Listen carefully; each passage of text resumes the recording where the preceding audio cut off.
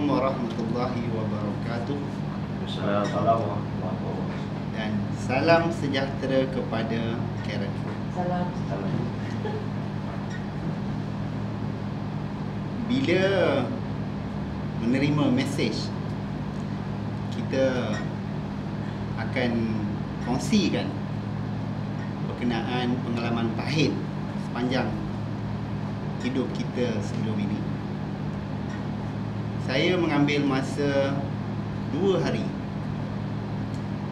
untuk cuba mencatat, dan petang tadi saya sedar rupanya tak ada kenangan yang pahit sangat. Kerana kenangan yang pahit yang pernah berlaku di waktu muda, ketika zaman remaja ataupun sebelum ini, bila saya impaskan kembali, ia menjadi kenangan manis. Setiap kali saya menceritakan semula kepada orang kenangan pahit pada ketika itu, bila berlakunya kejadian itu, ia menjadi kenangan manis sekarang. Jadi izinkan saya kongsikan 2 cerita pengalaman pahit ketika itu, dan menjadi satu pengalaman yang cukup manis pada ketika ini. Pengalaman pertama ketika saya remaja. Masa remaja dulu, biasalah, selepas habis SPM, Sijil Pelajaran Malaysia, kita ada masa 3 bulan untuk menghabiskan masa. Saya mungkin dilahirkan di kalangan orang-orang yang tidak berada. Jadi biasanya orang yang tidak berada ini tidak ada perancangan untuk mengisi masa kekosongan 3 bulan selepas SPM. Jadi apa yang saya buat ialah, orang Penang kata melilau sana, melilau sini. Jadi itulah yang saya buat. Ada sekali, satu hari, saya pergi daripada Seberang Perai, saya pergi ke Pulau Pinang. Selepas SPM, sebenarnya masa itulah kebebasan ada. Jadi saya tidak berapa arif tentang pulau sebenarnya. Tidak arif bermaksud di sini saya tidak kenal orang, saya tidak tahu jalan, dan tidak berapa tahu selok-belok untuk di Pulau Pinang. Ketika meronda dengan motosikal, dengan kawan-kawan, dengan ceria, apa saja benda yang dilihat jadi cerita lawak. Satu ketika, tiba-tiba petang itu saya nak terkencing. Tahan nak kencing. Sambil naik motor, kawan saya kata, kenapa? Aku dah nak kencing, tak tahan sangat.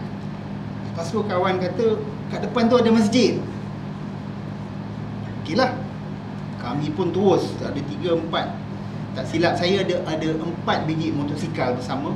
Terus saya mengetuai rombongan melilau itu, terus masuk ke dalam masjid, masuk ke kawasan lapang masjid, dan terus letak motor dan sambil terkepit-kepit nak kencing. Di mana di mana tandas? Dah tak boleh berfikir di mana tandas. Kawan-kawan semua tolong cari tandas, tak ada. Tidak ada papan kenyataan, tidak ada tunjuk arah.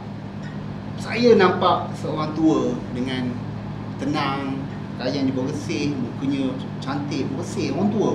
Pakai ketayap yang putih bersih, pakai kemeja yang kemas, pakai seluar, sedang duduk di atas sebuah kerusi di halaman luar masjid itu. Dia duduk angkat kaki macam tu, menung. Jadi saya pun dengan penuh apa orang kata, dengan penuh sopan santun pergi, Assalamualaikum pakcik, dengan muka berseri-seri. Pakcik tu buat tak tahu je. Bila dia tak jawab, saya tanya, pakcik boleh tanya kat mana tandas masjid ni? Cik tu buat tak tahu macam tu. Kata lagi, pakcik, di mana tandas masjid ni?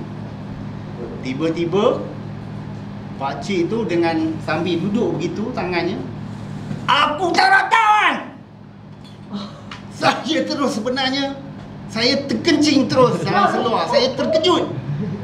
Saya tak sangka seorang tua yang duduk di halaman masjid, mungkin baru solat berjemaah, dengan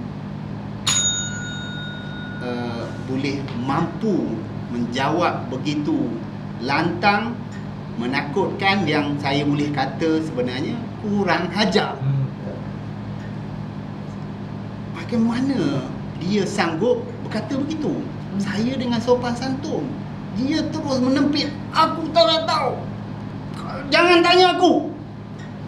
Saya sebenarnya dengan tempikan itu telah menyelesaikan masalah saya.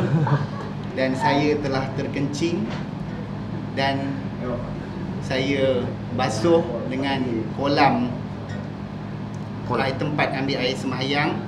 Basuhkan seluar saya penuh dan kami pun balik ke rumah.